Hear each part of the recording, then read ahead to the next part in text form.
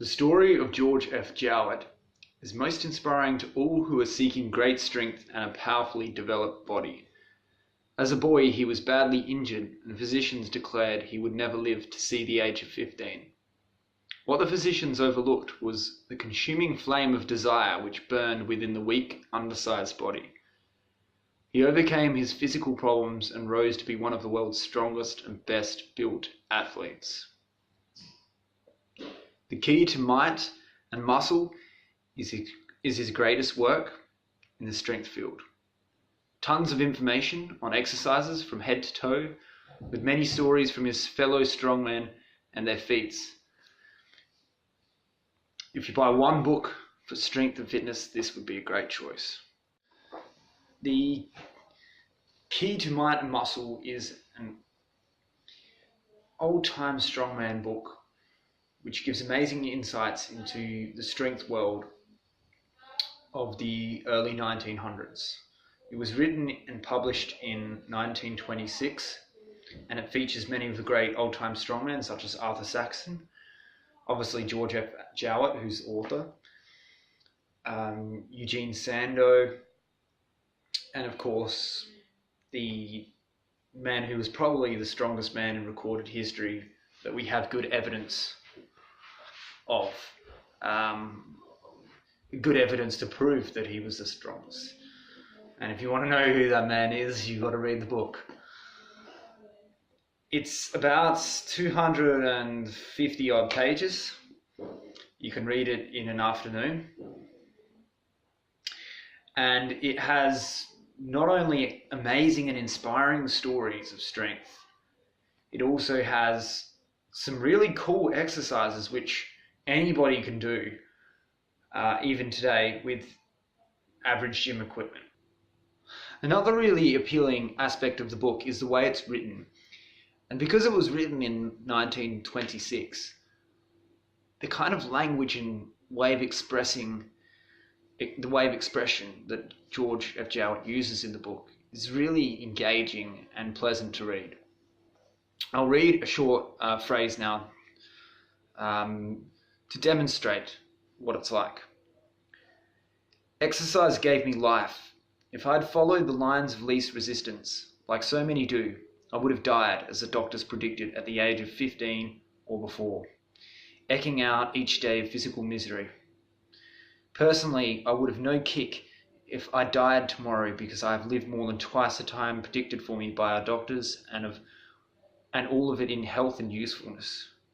For the first time, I've told of my early struggles, which will prove to you that every cloud has a silver lining, and I want to help anyone and everyone turn their particular cloud inside out, so that each can become all he wants to be physically.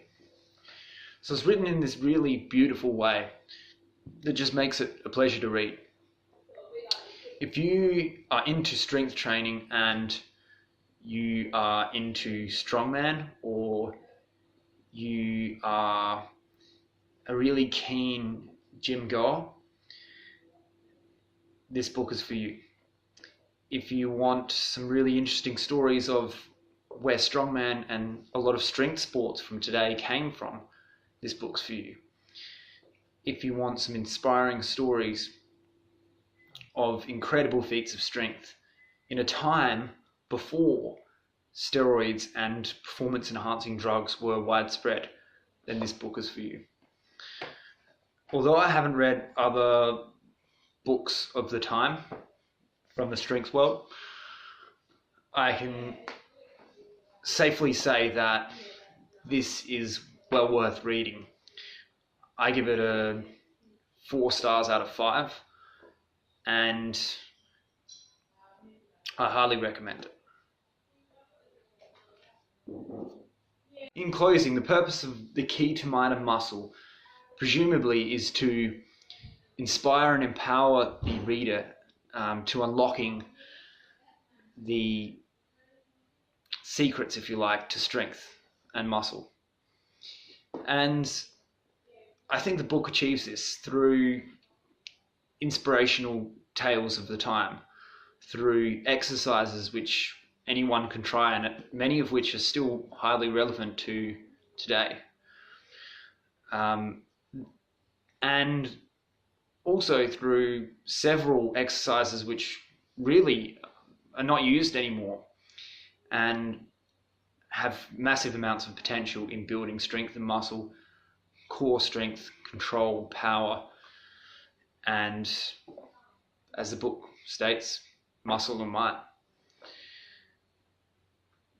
Finally, the book draws on the questions of why should we train, and where should we get our motivation to train from, and links that to the notion of